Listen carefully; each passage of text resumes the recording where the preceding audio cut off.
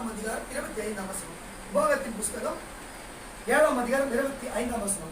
அவர்கள் தேவர்களின் விக்கிரகங்களை அக்கினியினால் சுட்டெரிக்கப்பட கடவாய். பாருங்க, அக்கினியினால் சுட்டெரிக்கப்பட கடவாய். நீ அவைகளால் சிக்கிக் கொள்ளாதபடி அவைகளில் இருக்கிற வெள்ளியையும் பொன்னையும் இச்சியாமலும் அதை எடுத்துக் கொள்ளாமலும் இருப்பாயாக. அவைகள் உன் தேவனாகிய கர்த்தருக்கு அருவருப்பானவைகள். அல்லேலூயா. தேவனாகிய கர்த்தருக்கு அருவருப்பானவைகள். நான் சொல்லுகிற வார்த்தைகளை கொஞ்சம் கூர்ந்து கவனிக்கும் பொழுது உங்களுக்கு தெரியும். சிக்கிக் கொள்ளாதபடிக்கு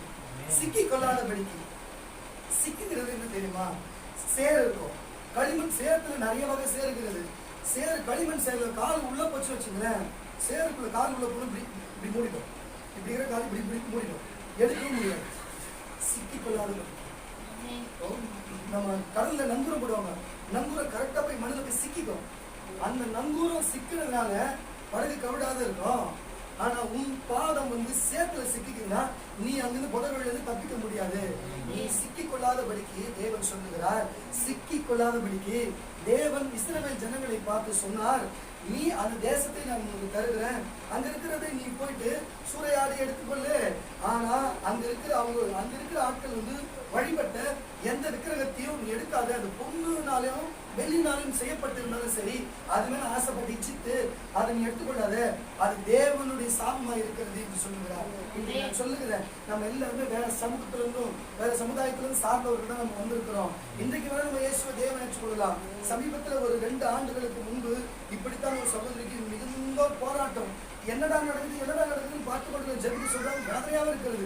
அப்பொழுதுதான் காட்டுகிறார் ஆண்டவரே, அவங்க வீட்டு பரந்த மேல இப்படிப்பட்ட பொருட்கள் இருக்குது, இது எடுத்து போய் போட சொல்றாருன்னு சொல்றாரு. நம்ம மத்தியில இருக்கிறாங்க சகோதரி போய் சொன்னார். போய் பாதாப்பா நான் மறந்தே போலமான்னு சொல்லிட்டு எத்தனை வருஷமா பூதம் காத்து வச்சிருக்கேன்னு சொல்லுவாங்க. காத்து வச்சிருக்கேன். அதுக்கப்புறம் கொண்டு போய் போட்டதுக்கு அப்புறம் தான் வாழ்க்கையில ஒரு மறுமலர்ச்சி வந்தது. சொல்லுகிறேன், தேவன் அந்த நாட்களிலும் சரி இந்த நாட்களிலும் சரி அது தேவனுக்கு பிடிக்காத காரியமா இருக்கு. அவர்கள் தேவர்களின் விக்கிரகங்களை அக்கினியால் சுட்டெரிக்க கடவாய். நீ அவைகளால் சிக்கிக் கொள்ளாதபடிக்கு அவைகளில் இருக்கிற வெள்ளியையும் பொன்னையும் இச்சியாமலும் அதை எடுத்துக் கொள்ளாமலும் இருப்பாயாக. அவைகள் உன் தேவனாகிய கர்த்தருக்கு அருவருப்பானவைகள். அது சில வடிவில இருந்து நான் உடைச்சிட்டேன், உருக்கிட்டேன், தங்கம் வந்துச்சு அப்படின்னு ஆசைப்பட்டு நேரடியாக கொண்டு வரல. ஆனா அது கூட நீ செய்யாத, நிச்சயம் ஆசைப்படாத, அந்த நகை மாதிரி தங்கமலை ஆசைப்படாதான்னு சொல்லிட்டு நான் உங்களுக்கு ஒரு சாட்சி சொல்லுகிறேன். என்று சொல்லியிருந்தா கூட பரவாயில்ல இருக்கட்டும். நான் ஒரு சாட்சி சொல்லுகிறேன். நான் வேலைச்சல் சொல்லுற ஒரு சின்ன வயது அப்போ நான் ரொம்ப சிவபக்தன், ரொம்ப அது கொஞ்சம் ஈடுபாடான இருந்தேன். அப்போ சின்ன பையன் இருந்தாலும் எனக்கு ரொம்ப பிடிக்கும். 2 சிவலிங்கம் வச்சிருந்தேன், ரொம்ப வருஷமா வச்சிருந்தேன். எங்க வீட்டுல எல்லாம் கிறிஸ்தவ தான், எல்லாம் சர்ச்சைக்கு போவதான். நான் மட்டும் வச்சிருப்பேன், எப்பயுமே வீட்டிலே வச்சிருப்பேன். நான் மட்டும் யாருக்கு தெரியாது மறைவாயை எடுத்து பார்த்து வச்சிருப்பேன் படிக்க. ஆனா நடந்தது காரியம், என்னைக்கு ஏசு நான் சிவலிங்கத்தை பார்த்தேன் புரோஜனம் இல்லை. ஏசு என்னைக்கு என்ன பார்த்தாரோ, ஒரு சிங்கம் இடது பக்கம் வீசப்படுது, ஒரு சிவலிங்கம் வலது பக்கம் வீசப்படுது. சர்வ வல்லமுள்ள தேவனுக்கு ஊழியம் செய்யணும். சகோதர சகோதரியே, எனக்கு எந்த பிரயோஜனமும் எனக்கு தரல, எந்த காரியமே எனக்கு செய்யல. ஆனா தேவன் வந்த பிறகுதான் தேவன் தான் வல்லமே கொடுத்துட்டாரு. தான் வல்லமே கொடுத்து ஜனங்களை நடத்த என் வழி நடத்த வச்சுட்டாரு. அல்லேலூயா. நீங்க பார்த்து சொல்லுகிறேன், வீட்டு வேலை செய்யறதுக்கு கொடுக்குறாங்க, வீட்டுல கொடுக்குறாங்க. நம்ம வீட்டில் இருந்தது அது பொட்டிக்குள்ள தானே இருக்குது, வீர கூட கண்ணாடிக்குள்ள தானே இருக்குது. இப்பெல்லாம் ஞாபகம் இருக்கு, கண்ணாடிக்குள்ள தானே இருக்குது. அது என்ன பண்ணலாம்? செய்யாது, தயவு செய்து செய்யாத. அது உங்களுக்கு தேவன் கேட்கிற பிறகு அடுத்த சுவாசி. அவைகளைப் போல நீ சாபத்துக்குள்ளாகாதபடிக்கு அருவருப்பானதை உன் வீட்டிலே கொண்டு போயாக. அதை சீ என்று வெறுத்து முற்றிலும் அருவருக்க கடவாய். அது சாபத்திற்குள்ளானது. இதனாலதான் நம்ம ஆட்கள் இன்னமும் வளர்ச்சி இல்லாத இன்னமும் அப்படியே இருக்கிறது காரணம். அவங்க நல்ல பணம் இருக்கும், பணத்துல பிரச்சனை வராது. பணம் இருக்கும், பொருள் இருக்கும், சந்தோஷம் இருக்காது வீட்டுல. ஆனா ரட்சிப்பு இருக்காது, தேவனுடைய நிச்சயம் இருக்காது நம்ம கிட்ட. தயவு செய்து அந்த மாதிரி இருந்தால் கொஞ்சம் கவனிச்சு பாருங்க. பார்த்துட்டு தூக்கி போட்டு நான் சொல்லுகிறது ஞானசனம் எடுக்கும் போது சில தூக்கி போடுங்க. எல்லாருமே நான் பார்த்துட்டு பாருங்க. நான் சொல்லுகிறது கவனிச்சு கேளுங்க. அது வலையை போல சிக்கிக்கொள்ளும். அது வலையை போல சிக்கிக்கொள்ளும். எப்படி புறாக்கு கண்ணி வைத்து வலையில வந்து புறா சிக்கிக் கொள்ளுகிறது போல அது ஒரு வலை மாதிரி அதுக்கு நீ சிக்கிக் கொள்வாய், தப்பிக்கவே முடியாது. இதுதான் தப்பிக்கக்கூடிய ஒரு நல்ல வார்த்தையா இருக்கிறது. இந்த வார்த்தையை கேட்டு இந்த வார்த்தைப்படி நடக்கிற நீங்களா இருக்க சொன்னா அதை முதல் கொண்டு போய் பாருங்க. சரி, வீட்டுல லட்சுமி படம் இருக்கா? வீட்டுக்கு போனோன்னு எடுத்துக்கோங்க. நான் சொல்லுகிறேன்னு சொன்னா கேட்டுக்கொண்டு இருக்கிற என் சகோதர சகோதரிகளே, சிக்கிக்கொள்ளாது இருப்பீர்கள், சிக்கிக்கொள்ளாது இருப்பீர்கள். அதே உபாகத்தின் புஸ்தகம், உபாகத்தின் புஸ்தகம் 12ஆம் அதிகாரம் 30ஆம் வசனம். உபாகத்தின் புஸ்தகம் 12ஆம் அதிகாரம் 30ஆம் வசனம். அவர்கள் உனக்கு முன்பாக அழிக்கப்பட்ட பின்பு நீ அவர்களை பின்பற்றி சிக்கிக்கொள்ளாத படிக்கும் இந்த ஜாதிகள் தங்கள் தேவர்களை சேவித்தபடி நானும் சேவிப்பேன் என்று சொல்லி அவர்களுடைய தேவர்களை குறித்து கேட்டு விசாரியாது படிக்கும் எச்சரிக்கையாயிரு. அவர்கள் உனக்கு முன்பாக அழிக்கப்பட்ட பின்பு நீ அவர்களை பின்பற்றி சிக்கிக் கொள்ளாத படிக்கும் இந்த ஜாதிகள் தங்கள் தேவர்களை சேவித்தபடி நானும் சேவிப்பேன் என்று சொல்லி அவர்களுடைய தேவர்களை குறித்து கேட்டு விசாரியாத படிக்கும் எச்சரிக்கையாயிரு. உன் தேவனாகிய கர்த்தருக்கு அப்படி செய்வாயாக. கர்த்தர் வெறுக்கிற அருவருப்பான யாவையும் அவர்கள் தங்கள் தேவர்களுக்கு செய்து தங்கள் குமாரரையும் தங்கள் குமாரத்திகளையும் தங்கள் தேவர்களுக்கு அக்கினியிலே சுட்டெரித்தார்களே. இந்த இஸ்ரவேலர்களுக்கு எல்லாம் தேவன் சொல்லுகிறதுன்னா, பக்கத்து தேசத்தை போய் இவங்க கைப்பற்ற போனாங்கன்னு சொன்னா அங்க இருக்கிற பொருள்களை எடுக்காத, ஆடு மாடு இருந்தாலும் கொண்டு போட்டுடு, அங்க இருக்கிற அவங்க ஆராதித்த வண்ணமா நீ செய்யாத, அங்க எது இருந்தாலும் எடுத்து போடுன்னு சொல்றாங்க. அதனால தான் இஸ்ரவேலை கைப்பற்றும் பொழுது கூட அங்க இருக்கிற அடையாளமே தெரியாத அழிச்சு போடுவாங்க. நல்லா உங்களுக்கு சொல்றாங்க, எப்பயுமே ஒரு பக்கத்து நாடு வந்து இன்னொரு நாட்டுக்கு படையெடுத்து வருதுன்னு வச்சுங்க, அங்க எல்லாத்தையும் பொருளையும் எடுத்துப்பாங்க, தேவையான பொருளை. சில பொருள் அடையாளம் தெரியாதாக்கி விட்டு போயிடுவாங்க. உங்களுக்கு புரியுதுங்களா? ஆனா பிரிட்டிஷ்காரன் வரும்போது மட்டும்தான் எல்லா அடையாளத்தையும் விட்டு போயிட்டாங்க. போகும்போது கோவில் ஒரு பயத்தை மட்டும் எடுத்து போயிட்டான். ஏன் இது உங்களுக்கு சொல்லுகிறேன்னு சொன்னா, அவன் விட்டுட்டு போன அடையாளம் தான் இன்னைக்கு சர்ச்சா இருக்கு. புரியுதுங்களா? அவன் விட்டுட்டு போன அடையாளம் தான் இன்னைக்கு நிறைய பேர் சபையா இருக்கிறது. இன்னைக்கு கிறிஸ்தவம் நமக்கு இருக்குது. அவன் எதோ வந்தானா எதையோ விட்டு போனா அதுக்கு நமக்கு நல்லதா இருக்குது. சில நேரத்துல விட்டுட்டு போறது நல்லதா இருக்கும், சில நேரத்துல அழிச்சு போறது நல்லதா இருக்கும். நீங்க எதை விடாத பார்த்துட்டு போறீங்க, எதை அழிச்சு போட போறீங்க? அல்லேலூயா, அல்லேலூயா.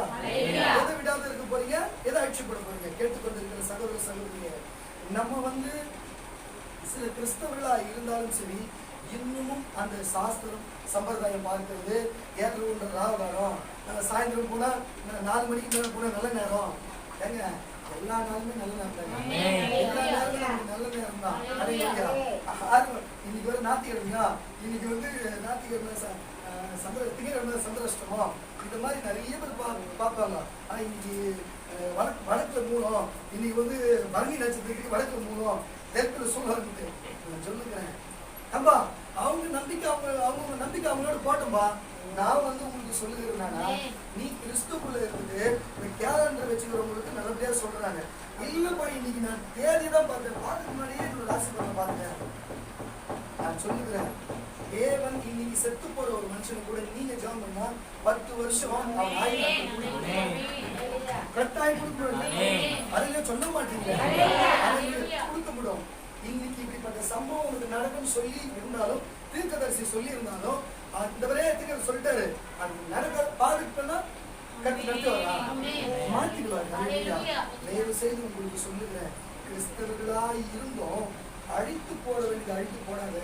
இன்னமும் நம்ம அப்படியே இருக்கிறோம். ஒரு சிலர் இருக்கிறான்னு சொல்லுங்க. தயவு செய்து ஒண்ணு வந்துரு, இயேசு கிட்ட தேவனத்துல வந்துரு, வந்துரு. சேத்துல ஒரு கால், ஆத்துல ஒரு கால் இருக்காங்க. நான் சொல்லுகிறேன் மறுபடியும், குளிர் மிஞ்சி அனல் மிஞ்சி இருப்பான்னு சொன்னால் கர்த்தர் உங்களை வாந்தி பண்ணி கொடுக்குறார். வாந்தி வந்து நாய் ஒன்னா சாப்பிடும், தெய்வம் சாப்பிட மாட்டார். புரிஞ்சுக்கணும், நல்லா புரிஞ்சுங்க. அதனால உங்களுடைய பழைய சுபாவத்தை விட்டுவிடு, அந்த விக்கிரக ஆராதித்த சிந்தனை விட்டுவிடு. தெய்வம் சரி எத்தனையோ பேருக்கு சொல்லியிருக்கிறேன், கிறிஸ்தவா இருக்கிறீங்க, மூக்குத்தி குட்டா போடாதீங்க போடாதீங்கன்னு சொல்லிட்டு உங்களுக்கு எப்படிதான் மனசு வருதுன்னு தெரியும். ஓ வேற வசனம் இல்லைன்னு சொல்லிக்கிறது. அதனால நம்ம இந்திய கலாச்சாரத்தின்படி மூக்குத்தி போடுறது இந்திய கலாச்சாரம். அது ஒரு மத சடங்காசாரத்தின்படி வந்தது. மூக்குத்தி காலியை வழிபடுகிறோம் போடுவாங்க, காலி வழிபடுறதும் போடுவாங்க. எனக்கு நீங்க கொஞ்சம் நான் சொல்லுகிறேன் சமூக சிறவனுக்கு அவங்க வழிபட்ட அவங்க எதிராளிகள் வழிபட்ட சிலையை உருக்கி அந்த தங்கத்தை வெளியே சித்தி எடுத்துக்கொண்டு வராதுன்னு சொல்றாரு. பொருளத்துல கொண்டு வராதுன்றாரு. ஆனா நீங்க பொருள் அவங்க நடைமுறைக்கு வாழ்கிற அந்த சாத்தியமான காலத்தை கொண்டு வரீங்க. அதனால்தான் நீங்க சாபத்துல சிக்கி கொள்ளுகிறீங்க.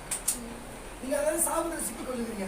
இன்னைக்கு நான் ஒண்ணு சொல்லுகிறேன், நீங்க முன்னாடி செய்த தவறு, இதுக்கு முன்னாடி செய்த காரியம் எல்லாம் நிமிஷத்துல ஆறுதல் யார் கலந்து கொண்டீங்களோ அவங்களுக்கு எல்லாருக்கும் மன்னிக்கப்பட்டாயிடுச்சு. அப்படியே சொல்லுங்க, எல்லாருக்கும் மன்னிக்கப்பட்டாயிடுச்சு. உபதேசத்தை கேட்கறீங்க, இதுக்கப்புறம் செய்யாதுங்க. அந்த பாவம் உங்களை பின்தொடராது, அந்த பாவம் உங்களை பின்தொடராது. இஸ்ரவேலர்களுக்கு சொல்லப்பட்ட அவர்கள் சில செய்தார்கள், அவர்கள் வாழ்ந்தார்கள். சில செய்யாது போனார்கள், அழிந்து போனார்கள். நம்ம புதிய ஏற்பாட்டின்படி இயேசுடைய பிள்ளைகளா இருக்கிறபடினால வார்த்தையில சொல்லுகிறது, வார்த்தையின்படி நடக்கிறது. நீ மற்றவங்க தவறான வார்த்தை கேட்கறது உங்களுக்கு விக்கிறதுக்கு வழிபடுறது சமமாயிடும். தேவ செய்து நல்ல நேரம் கெட்ட நேரம் கிடையாது, நேரம் பார்த்து போகிறது கிடையாது, ஆள் எதிர்க்க வந்து பார்த்து போகிறது கிடையாது. அதெல்லாம் நமக்கு எதுவுமே கிடையாது. அதெல்லாம் சடங்காசாரமும் சம்பிரதாயமும் நீ பார்த்து சொன்னா நீ அந்த விக்கிரகத்தையே இச்சிக்கிறது போல, விக்கிரகத்துல இருக்கிற பொண்ணை வெள்ளியம் இல்லை, அந்த விக்கிரகத்தை இச்சிக்கிறது போல தயவு செய்து புரிந்து நடந்து கொள்ளுங்கள். சங்கீதக்காரனுக்கு தாவீது சொல்லுகிறார், 9ஆம் சங்கீதம் 16 வாசிக்கிறாங்க. சங்கீதங்களின் புஸ்தகம் 9ஆம் சங்கீதம் 16. சீக்கிரம் வாசிமா. கர்த்தர் தாம் செய்ய நினைத்த நியாயத்தில் அறியப்படுகிறார். துன்மார்க்கன் தன் கையினால் செய்கையிலே சிக்கிக் கொண்டான். கர்த்தர் செய்ய நினைத்ததனால் அறியப்படுகிறார். கர்த்தர் தாம் செய்த நினைத்ததனால் அறியப்படுகிறார். துன்மார்க்கன் தன் கையினால் செய்கைகளை சிக்கிக் கொண்டான். நம்ம பாவம் நமக்கு வரதே நம்ம செய்யற காரியத்தினால தான். நம்ம சிக்கிக் கொள்ளுகிறதே நம்மளுக்கு கையினால் தான். தயவு செய்து சொல்லுகிறேன், புரிந்தவர்கள் புரிந்து கொள்ளுங்கள். தயவு செய்து சொல்லுகிறேன், எந்த நம்ம சும்மா தானே ஆராதிச்சோம், சும்மா தானே அங்க போனோம், சும்மா தானே தொட்டோம், சும்மா தானே பைக்ல வச்சுருந்தோம், சும்மா தானே இங்க பொட்டு வச்சோம். புரியுதா உங்களுக்கு? நான் சொல்லுகிறது கொஞ்சம் கவனித்து கேளுங்க சகோதர சகோதரிகளே. நான் சொல்லி கிறிஸ்துவுக்குள்ள இருக்கிறவங்களுக்கு, கிறிஸ்துவிலே ஞானஸ்நானம் எடுத்தவர்களுக்கு தான் நான் சொல்லி வருகிறேன். அதனால தான் நீ இன்னும் கஷ்டப்பட்டுக்கிறீங்க. அதனால தான் உங்க நினைவுக்கு ஏற்றபடி உங்களுக்கு எதுவுமே அமையாது, இன்னமும் உங்க சிந்தனைக்கு ஏற்றபடி ஒன்றும் அமையாது. நீ இன்னமும் கஷ்டப்பட்டு வேதனை படுத்தி கொண்டிருக்கிற. நீயோ மனுஷனை போய் சந்தோஷப்படுத்த விரும்புகிற, ஆனா அவனோ உன்னை சந்தோஷப்படுத்தாத போகிறான். நீ என்ன சந்தோஷப்படுத்த மகளே, நான் உன்னை உன் குடும்பத்தை மன மகிழ்ச்சியா வைப்பேன். நீ வெட்டப்படுவதில்லை மகளே, நான் ஜீவனுள்ள தெய்வம். இதோ நான் கடைசியா எச்சரிக்கை சொல்லுகிறேன், நீ இந்த உபதேசத்தின்படி கேட்டு நீ மனம் திரும்புவான்னு சொன்னால் அந்த சாபத்திலிருந்து நீ சிக்கிக் கொள்வதில்லை என்று நான் சொல்லுகிறேன். நீ சிக்கிக் கொள்வதில்லை என்று சொல்லுகிறேன். ஹல்லேலூயா. கர்த்தர் தாம் செய்த நியாயத்தில் அறியப்படுகிறார். துன்மார்க்கன் தன் கையினால் செய்கையில் சிக்கிக் கொண்டான். துன்மார்க்கரும் தேவனை மறைக்கிற எல்லா ஜாதிகளும் நரகத்திலே தள்ளப்படுவார்கள். இதுக்குதான் போவேன் சொல்றேன். தேவன் ஆராய்ச்சி, தேவனுடைய வார்த்தைகளை கேட்டு நம்ம அவருடைய வசனத்துல சிக்கிக் கொள்வோம். சிக்கிக் கொண்டா கூட அவர் வசனத்துல சிக்கிக் கொள்வோம்பா, அவர் நம்மளை பாதுகாத்து நடத்துவாரு. ஆனா நம்ம மனிதர்களுக்கு சிக்கிக் கொள்வோம்னு சொன்னா, மனிதர்கள் சிக்கின் ஆசைக்கு சிக்கிக் கொள்வோம்னு சொன்னா தேவனை விட்டு விடுவோம்.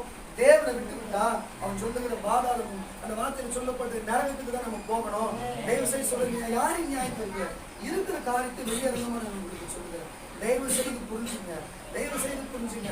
அந்த நாட்களிலே இஸ்ரவேலிலே ராஜாக்கள் வாழும் பொழுதும், ராஜாக்கள் இருக்கும் பொழுதும், ராஜாவுடைய வழிநடத்துதல் இருக்கும் பொழுதும் சரி, தீர்க்கதரிசி கிட்ட கேட்டார்கள். தீர்க்கதரிசி எலிசாவின் நாட்களிலே எலிசா சொல்லுகிறார், எப்படி இஸ்ரவேலுக்கு விரோதமாக எழுப்பினார்களோ அவர்களை எல்லாத்தையும் நான் ஒன்றுமில்லாத செய்து போடுவேன், ஒன்றுமில்லாத செய்து போடுவேன், நான் சொல்லுகிறதை மாத்திரம் செய் என்று சொன்னார். நான் சொல்லுகிறேன், எலிசா சொன்னபடியே அன்னைக்கு ராஜாக்கள் செய்தார்கள். அதுக்கு எதிர்த்து வந்த மற்ற ராஜாக்கள் எல்லாருமே அவர்கள் ஆபத்திலே சிக்கிக் கொண்டார்கள். இஸ்ரவேல் ராஜாக்கள் காக்கப்பட்டார்கள். ஏன் தெரியுமா? எலிசாவோடு தேவ ஆவியானவர் இருந்தார். இன்னைக்கு நரன்ராஜோடு தேவ ஆவியானவர். அவர் எந்த இஸ்ரவேலர் சிக்க வைக்க அநேக ராஜாக்கள் கூடி ஒரு இஸ்ரவேலுக்கு தேசத்துக்கு விரோதம் வந்தார்களோ, எந்த தீர்க்கதரிசிகள் வார்த்தை கேட்க போனார்களோ அவர்களுக்கு அங்கு தப்பித்தார்கள். ஆனால் எதிர்த்து வந்தவர்கள் சிக்கிக் கொண்டார்கள்.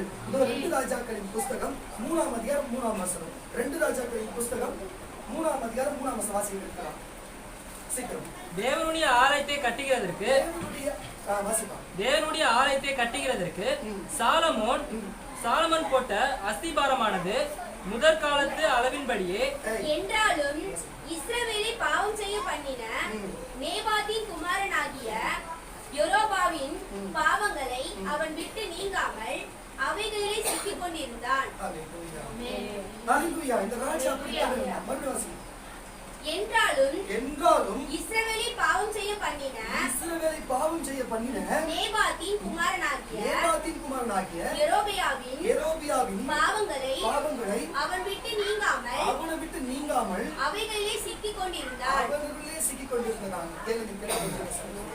அதுதான் இஸ்ரவேலுக்கு விரோதமா எழுந்தவர்களுக்கு அப்படிதான் நடக்கும். நான் உங்களுக்கு சொல்லுகிறேன், நீங்கள் எல்லாம் இஸ்ரவேலுடைய பிள்ளைதான் இயேசு. நல்லா புரிஞ்சுங்க. அந்த இஸ்ரவேலின் சரீரத்துல தான் இயேசு பிறந்தாரு. நல்லா புரிஞ்சுக்கங்க. அவர் பிறந்தனால அவங்க முன்னோடியா இருக்கிற அவர் சந்ததின்னு சொல்றாரு. ஆனா நம்ம அப்படி கிடையாது. இயேசுவோட பிள்ளைங்க. புரியுதா? எல்லாம் ஒரே தான்.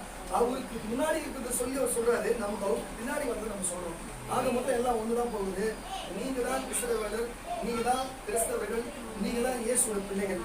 சொல்லுகிறேன், உங்களுக்கு இப்படிப்பட்ட காரியங்களை உங்களை சிக்குகளுக்கு வைக்க யார் முயன்றாலும், யார் முயல்றாமோ பிசாசு தான் முயலும். பிசாசுக்கு எதனாலும் வகையில் கொண்டு வரும், எந்த வகையிலாலும் கொண்டு வரும். ஆனா நான் இன்னைக்கு சொல்லுகிறேன், நீ எல்லாத்திலிருந்தும் விடுபட்டாய். நீ அதுல நீ சிக்குவதே இல்லை, சிக்குவதே இல்லை. சத்து கம்மியா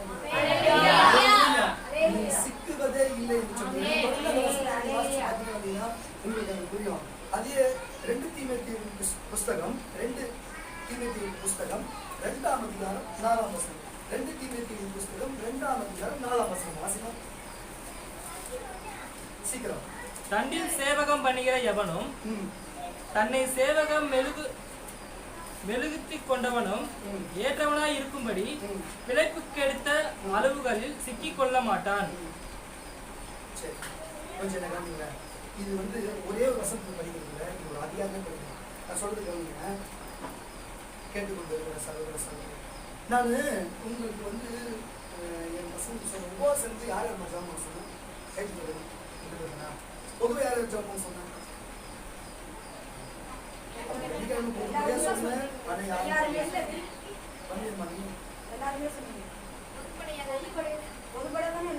பொதுப்படையா பண்ண சொன்னா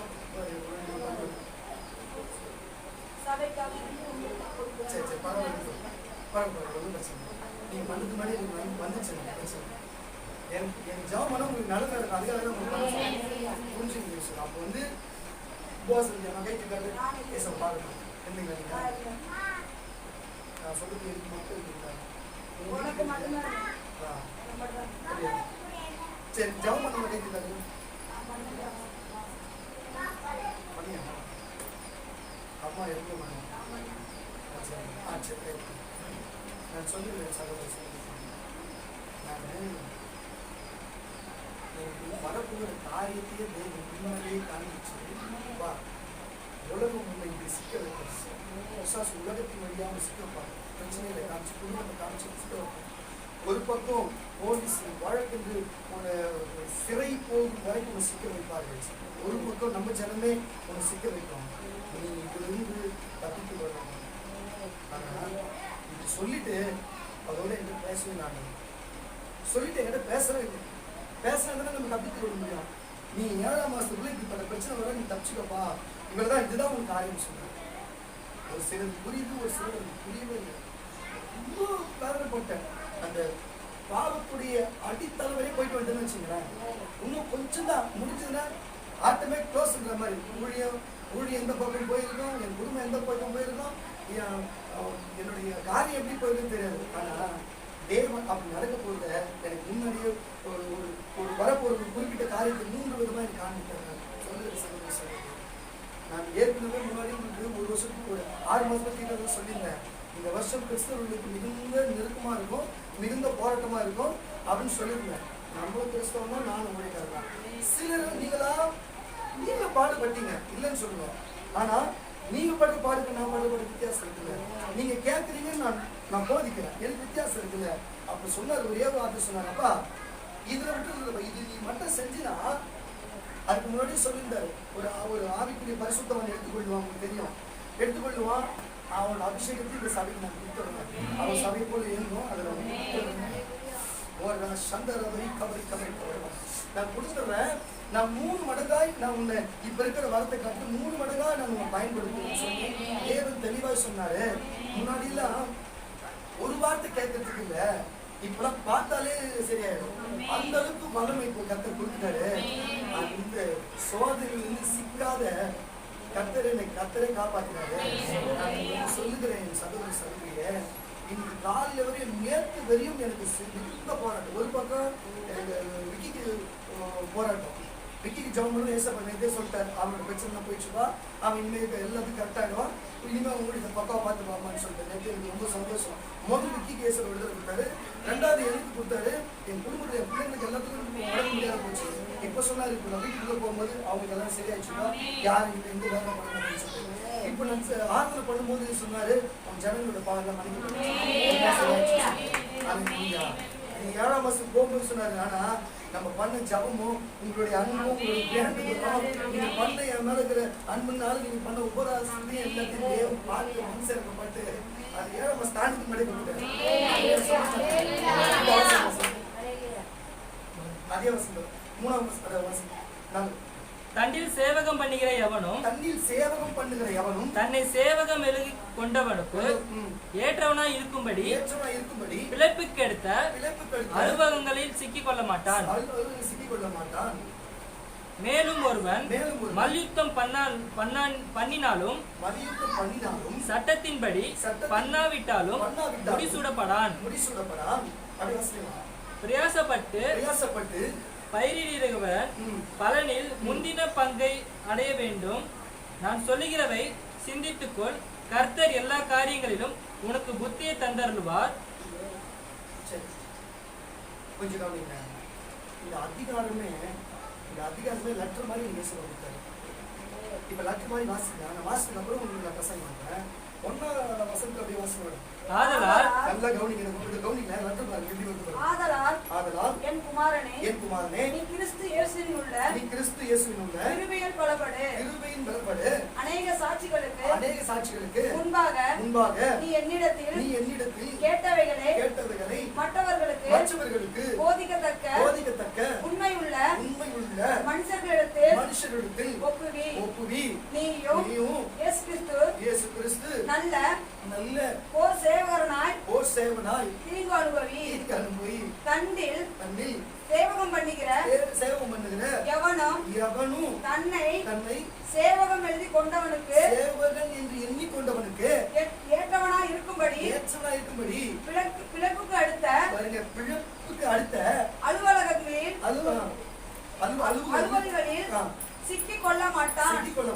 மேலும் ஒருவன் மல்யுத்தம் பண்ணினாலும் சட்டத்தின்படி பண்ணாவிட்டால் முடிசூட்டப்படான். பிரயாசப்பட்டு போதும் அப்படியே அறிந்த படிங்க சொல்லுங்க. இப்ப இருந்து உங்களுக்கு புரியுதுங்களா? ஏசு எனக்கு சொன்னது, அப்பா உன் நீதினாலதான் ஒன்றும் செய்ய முடியாது. நான் எந்த நீதி நான் செஞ்சிருக்கிறேங்க, நான் என்ன நீதி செஞ்சேன் எனக்கு தெரியும் நான் யாருன்னு சொல்லிட்டு. உன் நீதினால ஒண்ணும் கிடையாது, நீ பரிசுத்தமா இருந்தாலும் ஒண்ணும் கிடையாது, இவனால நீ ஓடினாலும் உனக்கு ஒண்ணும் கிடையாதுப்பா.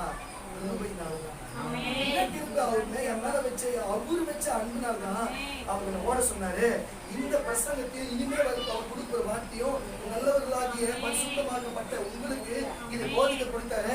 போதிக்க கொடுத்தாலும் அவர் சொன்னாரு, நீ போர் சேவனை போடணும். ஒரு போர் சேவன் தான் படையெடுத்து போகும்போது முன்னாடி நிற்பான், அதுக்கப்புறம் தான் போர் தளபதி நிற்பான், அதுக்கப்புறம் தான் எல்லா ராஜாக்களும் மந்திரிமார்களும் இருப்பாங்க. போர் சேவனை முன்னாடி போய் நிற்பான். முதல் சாவு அவனுக்கு தான் வரும். நான் சொல்லுகிறேன், நான் பெற்றெடுத்த என் பிள்ளைகளே, உங்களுக்கு முன்னாடி போர் சேவனை நான் நிற்கிறேன். எது வந்தாலும் என்ன பார்க்கட்டும், எது வந்தாலும் எங்கிட்ட வரட்டும், எது வந்தாலும் ஜெயிக்க கர்த்தர் எனக்கு வல்லமை கொடுத்திருக்கிறார். நான் போராடுகிறேன், நீங்க எல்லாரும் எனக்கு பின்னால் நில்லுங்க. இதுதான் சொல்லுகிறார். இதைத்தான் சொன்னார். ஒருவன் போருக்கு போகும்போது அவன் வெட்டு காயங்கள் படுந்தான், போராட்டங்கள் வருந்தான், சண்டைகள் வருந்தான். அப்படித்தான் வந்தது. அப்படித்தான் உலகத்தின்படியும், அப்படித்தான் மனுஷனிடத்திலும், சொந்தக்காரத்திலும், பிசாசிடத்திலும் இப்படிதான் வந்தது.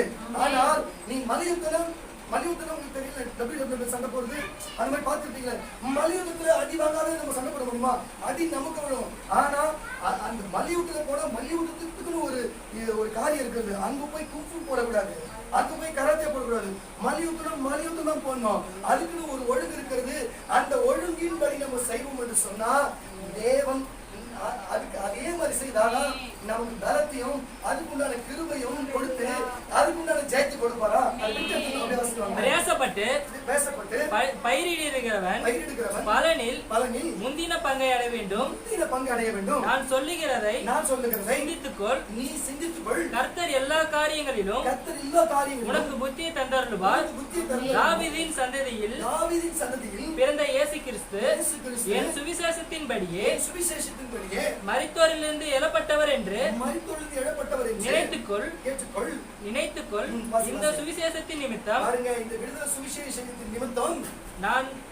நான் பாதகன் போல கட்டப்பட்டு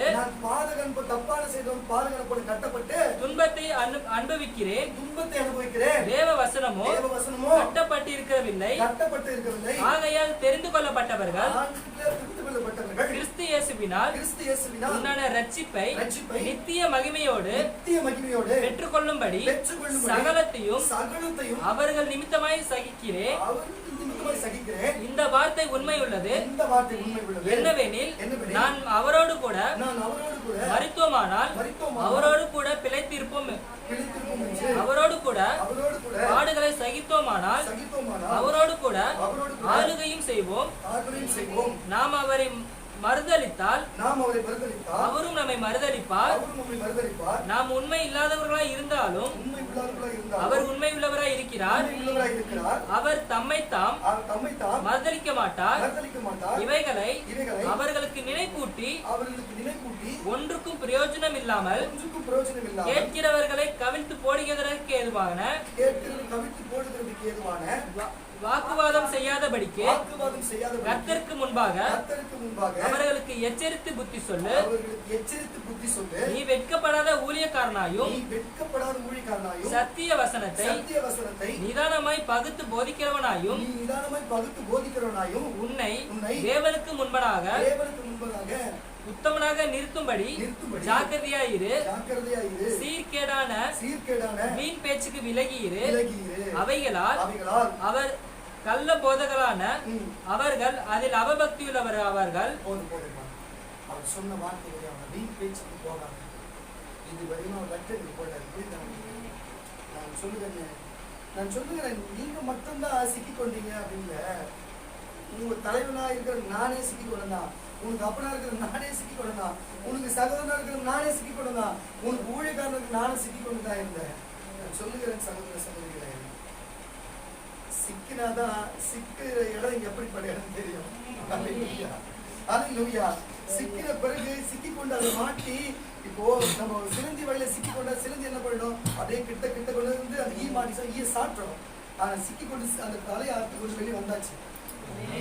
வரைக்கும் சேராங்க, நம்ம தப்பித்து கொண்டோம். சொல்லுவோமா? இதே போலதான் நான் கேட்டுக்கொண்டே இருந்தேன் தேவன். இதுக்கு இயேசு கேட்டுக்கொண்டே இருந்தேன். ஆண்டவரே வார்த்தையே வரமாட்டேது. ஆண்டவரே என்ன அப்படி நிறுத்தி வச்சிருக்கிறீங்க, இன்னும் வரையும் நான் போராடி கொண்டு இருக்கிறேன்னு சொல்றீங்க. இன்னும் கொஞ்சம் காத்துரு சொன்னீங்க.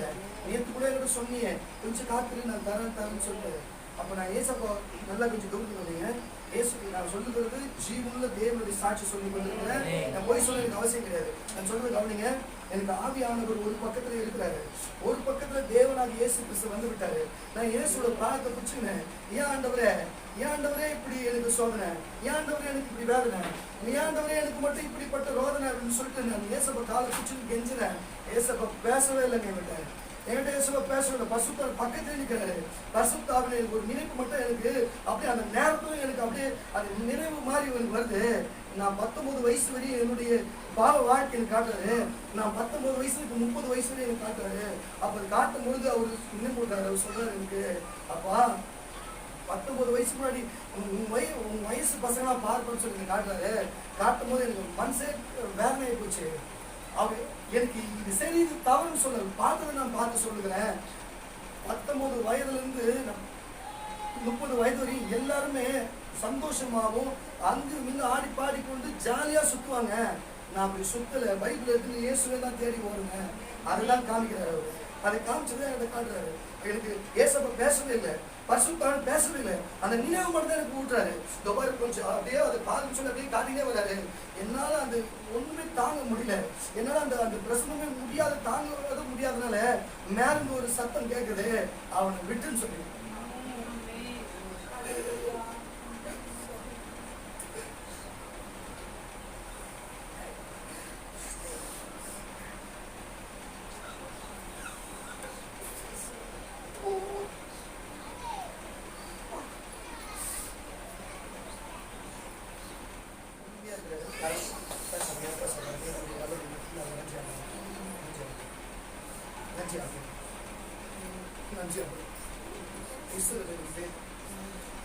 அவர் வீட்டுன்னு சொன்னார். அவர் வீட்டுன்னு சொன்னது அந்த வல்லமையானது எனக்கு கொடுத்தது தேவன். அப்பா இதோ அந்த 3 மடங்கான அந்த கிருபையும் வரமும் உன் ஊழியத்துக்கும் உங்க சார்ந்த பிள்ளைகளுக்கும் உனக்கு கொடுக்கவேதான் சாமி. இதோ நீங்கள் ஆனாய் இனி உங்களை கொடுக்கவில்லை.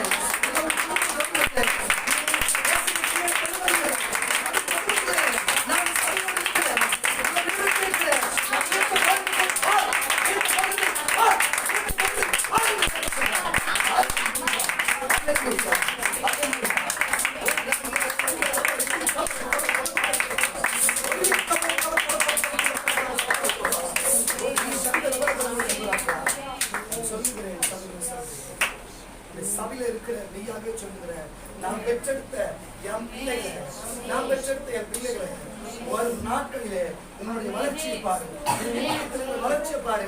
நீ இருக்கும் போது இடம் எப்படிப்பட்ட இடம் உங்களை கர்த்தர் வழி நடத்துவார். நீங்க சொல்லுகிற நீ எதை நினைச்சது எதுவும் வந்தா தெரியாது. ஆவியாக சொல்லு ஒண்ணுதான், உனக்கு எல்லாம் ஜெயம்தான்.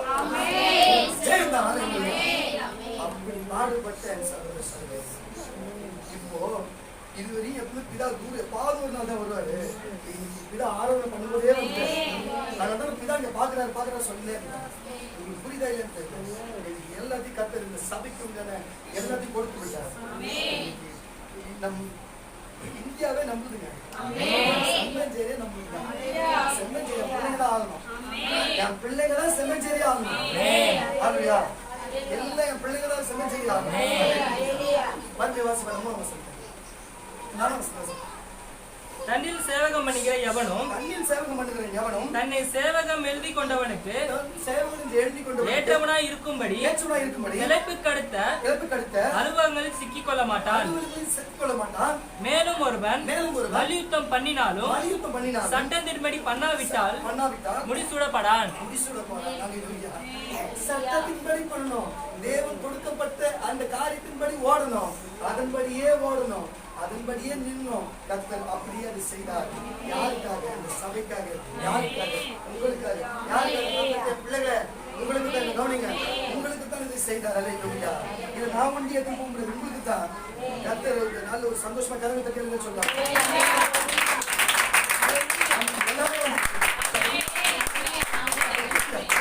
எல்லாமே நமக்கு வந்துருக்கு. எதனால ஒரு தெரியுமா? இந்த உலகத்துல முதல் சிக்கினவரே இயேசுதான். ஏன் தெரியுமா? நீயும் நானும் சிக்கக்கூடாது சொல்றேன். முதலே அவரே மோடி அவர்களை சிக்கிட்டாரு. ஆதியாகமம் புஸ்தகம் 22ஆம் அதிகாரம் 26ஆம் வசனம். ஆதியாகமம் புஸ்தகம் 22ஆம் அதிகாரம் 26ஆம் வசனம். சீக்கிரம்.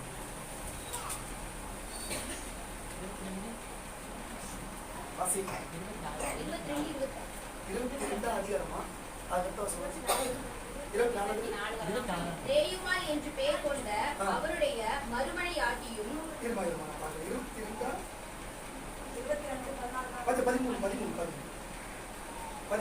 ஆபிரகாம் தன் கண்களை ஏறெடுத்து பார்க்கும்போது இதோ பின்னாக புதரிலே தன் கொம்புகள் சிக்கிக் கொண்டிருந்த ஒரு ஆட்டுக்கடாவை கண்டான். புதரிலே தன் கொம்புகள் சிக்கிக் கொண்டிருந்த ஒரு ஆட்டுக்கடாவை கண்டான். புதரிலே தன் கொம்புகள் சிக்கிக் கொண்டிருந்த ஆட்டுக்கடாவை கண்டான். கொம்புனா உங்களுக்கு தெரியுமா? கொம்பு பத்தி உங்களுக்கு தெரியுமா? கொம்புல ராஜா குறித்து. ஏசு யாரு? ஏசு ராஜா. ஆனா ராஜா நம்ம வந்து அடிமை ரூபமானார். ஆனா இப்ப எப்படி வருது?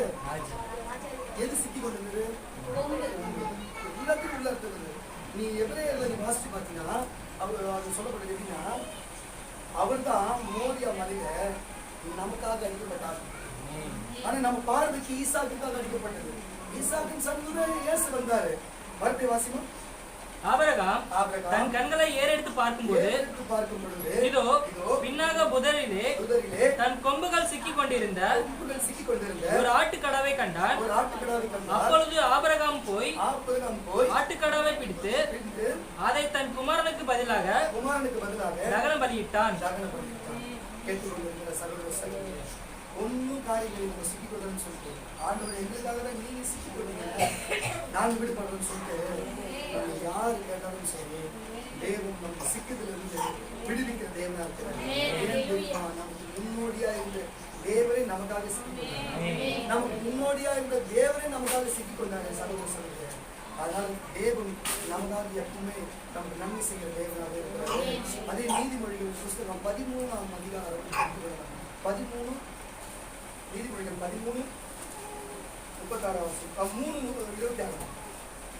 3:26 நீதிமொழிகள் 3:26. கர்த்தர் உன் நம்பிக்கையாய் இருந்து உன் கால் சிக்கிக் கொள்ளாதபடி காப்பார். ஒரு 5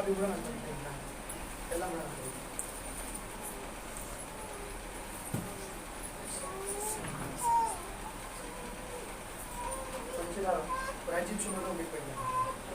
நான் இவ்வளவு நேரமா கிறிஸ்துவ மற்ற சமூகத்தை சார்ந்த கிறிஸ்தவர்கள் வந்த என் சகோதர சகோதரியே, மற்ற சமூகத்தை சார்ந்த கிறிஸ்தவர்கள் வந்து சகோதர சகோதரியே, நீ இன்னும் பின்மாற்றமா இருக்கிறாயே. உன் வீட்டுல இருக்கிற விக்கிரத்தை எடுத்துக்கொண்டு இந்த பொட்டு வைக்கிற இச்சையிலிருந்து வெளியே வா. நீ வந்து தேசம் மூப்பத்தி போற இச்சையிலிருந்து வெளியே வா. அது எல்லாமே அது வந்து விக்கிரகத்துக்கு காரியமா இருக்கிறது. அது இச்சிக்காத. ஏன்னு சொன்ன இஸ்ரவேலர்களுக்கு அந்த விக்கிரகத்தையும் நீ வந்து இச்சிக்காத, அப்படி வெளியே போய் இச்சிக்காதுன்னு சொல்லி இஸ்ரவேலர்கள் சொன்னாங்க.